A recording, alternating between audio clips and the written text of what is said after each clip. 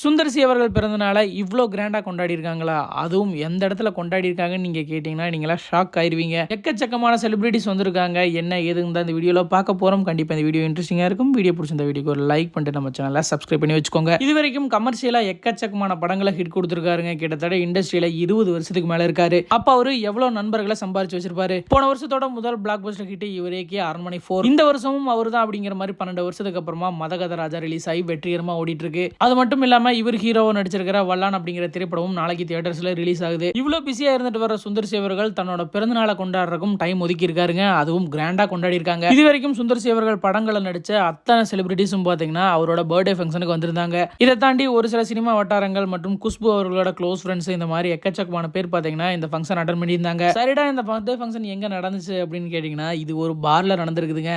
நீங்களே பாருங்க பேக்ரவுண்ட்ல எல்லாம் எந்த மாதிரி விஷயங்களை வச்சிருக்காங்கன்ட்டு. ஒரே செம ஜாலியா செம வைபா இந்த பர்த்டே செலிப்ரேஷன் போயிருக்கு அப்படிங்கறதாங்க உண்மை. சுந்தர் சி அவர்களோட ஆரம்ப காலத்துல அவருக்கு போட்டியாளராக இருந்த பி வாசு அவர்கள், கே எஸ் ரவிக்குமார் எல்லாருமே வந்திருந்தாங்க. இருந்தாலும் பாத்தீங்கன்னா இப்போ அவங்களாம் படம் பண்றது இல்லைங்க. இருந்தாலும் இவர் இன்னும் பிஸியா படம் பண்ணிட்டு இருக்காரு. அதுவும் சக்சஸ்ஃபுல் ஃபிலிம்ஸ் கொடுத்துட்டு இருக்காரு. சுந்தர் சி அவர்களோட படங்கள்னாலே மனசு விட்டு சிரிக்கலாங்க, நல்லா என்டர்டைன்மெண்டா இருக்கும் அப்படின்ட்டு அவருக்கு இன்னுமே ஃபேன்ஸ் எல்லாம் இருக்காங்க. அடுத்தடுத்து சுந்தர் சி அவர்கள் இப்போ 3 படங்களை இயக்க போறதா அப்டேட் வந்திருக்கு. ஒன்னு பாத்தீங்கன்னா வழக்கம் போல அரண்மனை 5, இன்னொன்னு பாத்தீங்கன்னா கலகலப்பு 3, அடுத்து அவரோட ட்ரீம் ப்ராஜெக்டான சங்கமித்ரா அப்படிங்கிற படம் பாத்தீங்கன்னா அடுத்தது வரப்போகுது அப்படிங்கிற மாதிரி தகவல் எல்லாம் வெளியே இருக்கு. இந்த பர்த்டே ஃபங்க்ஷன்ல ரொம்ப நாளுக்கு அப்புறமா வடிவேலை நம்ம வெளியே பாக்குறோம். அதுவும் எல்லாத்துக்கும் பிடிச்ச வின்னர் காம்போ மறுபடியும் பார்த்ததுல ரொம்ப ரொம்ப சந்தோஷமா இருந்துச்சு. கோலிவுட் வட்டாரங்கள் எல்லாருமே கூடிய இந்த பர்த்டே ஃபங்க்ஷனோட பிக்சர்ஸ் எல்லாம் இப்போ சோசியல் மீடியால செம்ம வைரல் ஆயிட்டு இருக்குதுங்க. இந்த மாதிரி இன்ட்ரெஸ்டிங்கான cinema news, cricket news, general news, politics news மற்றும் செலிபிரிட்டிஸ் அப்டேட்ஸ் எல்லாம் தெரிஞ்சுக்கிறதுக்கு நம்ம சேனலை மறக்காம சப்ஸ்கிரைப் பண்ணி வச்சுக்கோங்க.